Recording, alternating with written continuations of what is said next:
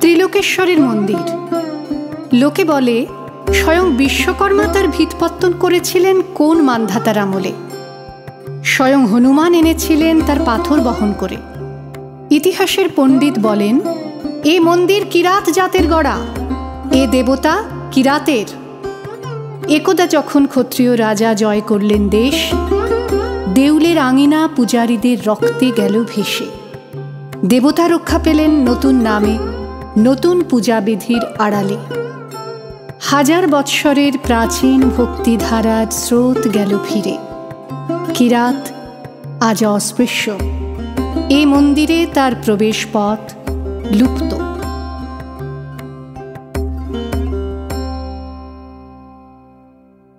কিরাত থাকে সমাজের বাইরে, নদীর পূর্ব পারে তার পাড়া। সে ভক্ত, আজ তার মন্দির নেই, তার গান আছে। নিপুণ তার হাত, অভ্রান্ত তার দৃষ্টি। সে জানে কি করে পাথরের উপর পাথর বাঁধে, কি করে পিতলের উপর রূপোর ফুল তোলা যায়, কৃষ্ণশিলায় মূর্তি গড়বার ছন্দটা কি। রাজশাসন তার নয়, অস্ত্র তার নিয়েছে কেড়ে। বেশে বাসে ব্যবহারে সম্মানের চিহ্ন হতে সে বঞ্চিত সে পুঁথির বিদ্যায়। ত্রিলোকেশ্বর মন্দিরের স্বর্ণচূড়া পশ্চিম দিগন্তে যায় দেখা। চিনতে পারে নিজেদেরই মনের আকল্প, বহু দূরের থেকে প্রণাম করে।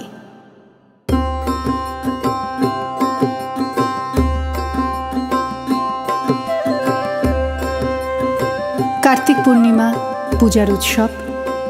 মঞ্চের উপরে বাজছে বাঁশি, মৃদঙ্গ, করতাল। মাঠ জুড়ে কানাতের পর কানাত, মাঝে মাঝে উঠেছে ধ্বজা। পথের দুই ধারে ব্যাপারীদের পসরা, তামার পাত্র, রূপোর অলঙ্কার, দেবমূর্তির পট, রেশমের কাপড়। ছেলেদের খেলার জন্যে কাঠের ডমরু, মাটির পুতুল, পাতার বাঁশি। অর্ঘ্যের উপকরণ ফল, মালা, ধূপ, বাতি, ঘড়া ঘড়া তীর্থবাড়ি। বাজিকর তারস্বরে প্রলাপ বাক্যে দেখাচ্ছে বাজি। কথক পড়ছে রামায়ণ কথা। উজ্জ্বল বেশে সশস্ত্র প্রহরী ঘুরে বেড়ায় ঘোড়ায় চড়ে। রাজমাত্য হাতের ওপর হাওদায়, সম্মুখে বেজে চলেছে শিঙা। কিংখাবে ঢাকা পালকিতে ধনীঘরের গৃহিণী, আগে পিছে কিঙ্করের দল। সন্ন্যাসীর ভিড় পঞ্চবটের তলায়, নগ্ন জটাধারী ছাই মাখা। মেয়েরা পায়ের কাছে ভোগ রেখে যায়, ফল, দুধ, মিষ্টান্ন, ঘি, আতপ তণ্ডুল। থেকে থেকে আকাশে উঠছে চিৎকার ধ্বনি, জয় ত্রিলোকেশ্বরের জয়। কাল আসবে শুভলগ্নে রাজার প্রথম পূজা। স্বয়ং আসবেন মহারাজা রাজহস্তিতে চড়ে। তার আগমন পথের দুই ধারে সারি সারি কলার গাছের ফুলের মালা, মঙ্গল ঘটে আম্রপল্লব। আর ক্ষণে ক্ষণে পথের ধুলায় সেচন করছে গন্ধবাড়ি। শুক্ল ত্রয়োদশীর রাত। মন্দিরে প্রথম প্রহরের শঙ্খ ঘণ্টা ভেরি পটহ থেমেছে। আর চাঁদের উপরে একটা ঘোলা আবরণ, জ্যোৎস্না ঝাপসা, যেন মূর্ছার ঘোর লাগল। বাতাস রুদ্ধ, ধোঁয়া জমে আছে আকাশে। গাছপালাগুলো যেন শঙ্কায় আড়ষ্ট। কুকুর অকারণে আর্তনাদ করছে। ঘোড়াগুলো কান খাড়া করে উঠছে ডেকে, কোন অলক্ষ্যের দিকে তাকিয়ে। হঠাৎ গম্ভীর ভীষণ শব্দ শোনা গেল মাটির নিচে। পাতালে দানবেরা যেন রণদামামা বাজিয়ে দিলে। গুরু গুরু গুরু গুরু। মন্দিরে শঙ্খ ঘণ্টা বাজতে লাগলো প্রবল শব্দে।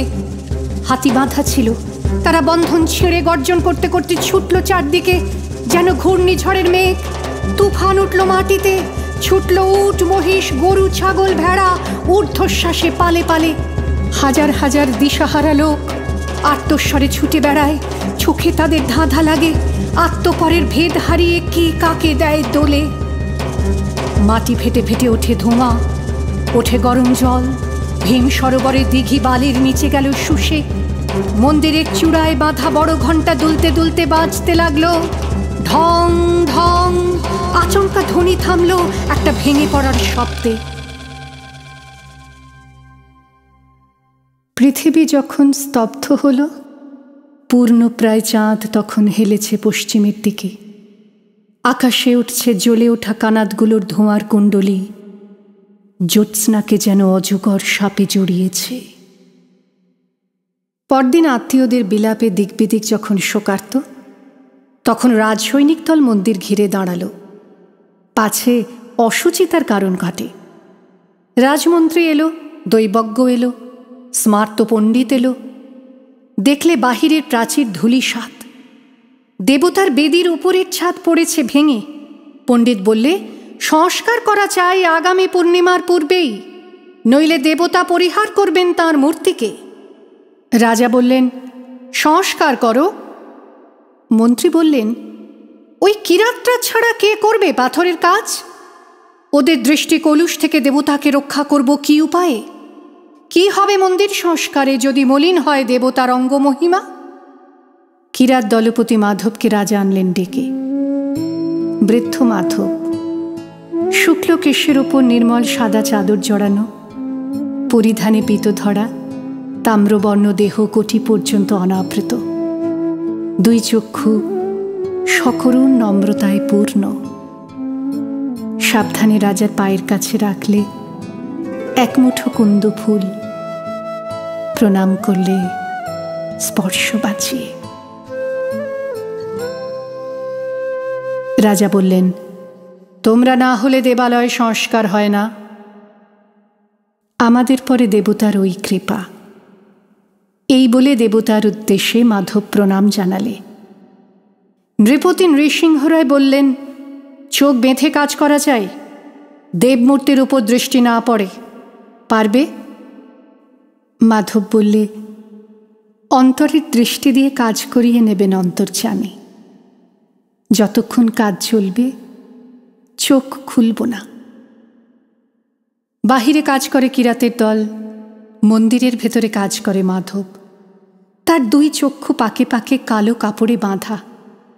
দিন রাত সে মন্দিরের বাহিরে যায় না, ধ্যান করে, গান গায়, আর তার আঙুল চলতে থাকে। মন্ত্রী এসে বলে, তরা করো, তরা করো। তিথির পর তিথি যায়, কবে লগ্ন হবে উত্তীর্ণ? মাধব জোর হাতে বলে, যার কাজ তার নিজের আছে তরা, আমি তো উপলক্ষ।